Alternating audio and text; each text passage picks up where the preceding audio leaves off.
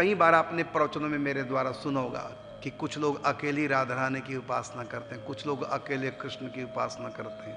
तो मैं उस समय क्या कहता हूँ सुन करके, भैया बहुत बड़ा दिल है तुम्हारा, तो हम लोग ऐसा नहीं कर सकते। हमारी श्री जी अकेली, श्री जी बिना ठाकुर जी के, और ठाकुर जी अकेले श्री जी के बिना ध्यान कर रहे हो,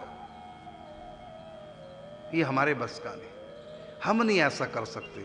श्री जी को अकेले देख नहीं सकते हम लोग निम्बार्क संप्रदाय में, अकेले श्री जी को नहीं, अकेले ठाकुर जी को नहीं।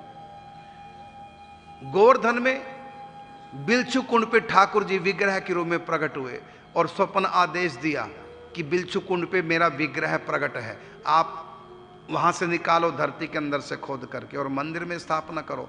तो श्री केशवाचार्य जी ने सीधा मना कर दिया, महाराज बिना राधा रानी के कृष्ण को हम देखते भी नहीं, पूजा तो क्या करेंगे, आप अकेले हैं, राधा तो है नहीं, राधा रानी।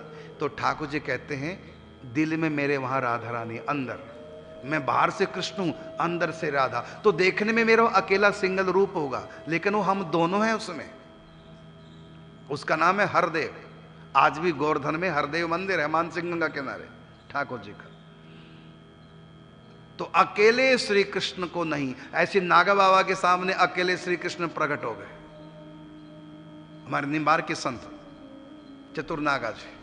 तो उनके आगे अकेले श्री कृष्ण, टोक दिया ठाकुर जी को, आप हमारे ठाकुर जी हो ही नहीं, आप हमारे कृष्ण नहीं हैं। क्यों नहीं है? देखो मेरा मोर मुकुट बंसी। तो बोले कोई भी मोर मुकुट बंसी बाजार से खरीद के पहले को कृष्ण हो जाएगा? तो कहता है मानेंगे कैसे? बताओ, साक्षात श्री कृष्ण सामने प्रकट हो गए नागा जी के, लेकिन भगवान को नकार दिया, तुम हमारे भगवान नहीं। तो कैसे मानोगे कि मैं कृष्ण हूं?